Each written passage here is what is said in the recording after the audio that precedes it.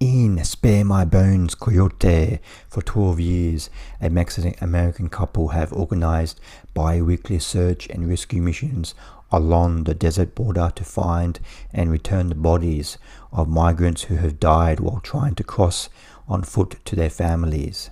Despite exhaustion, burnout, and post-traumatic stress, they continue to bring closure to those who have lost loved ones in the pursuit of a better life. Spare My Bones, Coyote is directed by Jonah Malak, and this is the second feature after Dave not coming back from 2020. In Spare My Bones, Coyote, we follow Ely and Marisela. They get a lot of phone calls every day, sometimes up to 100 phone calls every day from families in Mexico and also in America. They are in contact with Mexicans who are trying to cross the border, and they're into some kind of trouble. They're in the middle of the desert and they haven't heard back from their loved ones. So Ely and Marisela, they talk to them on the phone and try to get their whereabouts and trying to get them to safety.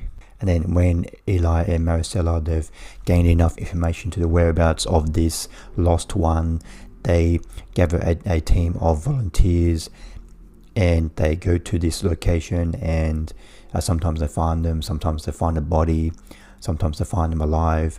The interesting part of that was when they find them alive, they're not really allowed to rescue them. They have to call the police or call Border Patrol, because they're not really allowed to get involved because they'll get in trouble themselves. So they call Border Patrol, and then Border Patrol will come and arrest them or take them where they need to be. And Ely and Marisela, they're doing this they're voluntarily. They're not getting paid for this. They have day jobs. They start their day jobs at 5 o'clock in the morning and they finish in the afternoon. And then after that, they are doing this volunteer work for families in Mexico and America. And it really takes a toll on them. There's one particular scene later in the film where Ellie, he's having lunch with his wife and his daughter, and they get a phone call during the lunch, and he says, and on the phone call, someone says, "Oh, can you please help me?" And then he says, "Oh, I'm having lunch with my family. Can you please call back in 15-20 minutes?" And then this person says, "No, it's emergency," but it's not really an emergency. This person is feeling guilt because he paid for this his family member to cross the border, and his lost one has gotten lost, and he's feeling guilty, and he just wants to vent. He wants to cry and talk to somebody, and you can see the look on Marisela and Ellie's face when this phone call is put on speakerphone, when they're having lunch with the family, and it really puts a toll, and that scene's really confronting and really shows you what they're dealing with.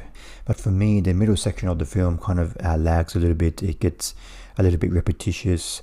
I would have liked to have seen, I would have liked to spend more information, or maybe spent, instead of, because in the film there's many people who get lost in the desert, and Ely and Marisela, they have to investigate. But this is maybe, I think I would have maybe liked to focus on maybe like just one or two of them, and because it kind of comes across as a bit of a numbers game, and we don't really get to know the lives of the people who are getting lost in the desert. So we get to see what their life was like in Mexico. We don't get to see why they're going to America. We don't get really know any of these people who are crossing the border. We get to know Ely and Marisela very well. We get to spend a lot of time with them, but I just felt like the people who are getting lost in the desert just came across as a bit of a numbers game, and I would have liked to have known a bit more of the personal side to why they're crossing the border, and maybe it would have made me feel a little bit more for them. I give Spare My Bones, Coyote 3 stars out of 5. This is a pretty engaging documentary.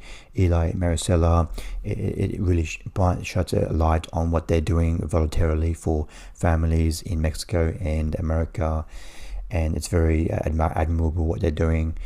But for me, I would have liked a little bit more focus on the people who are crossing the border.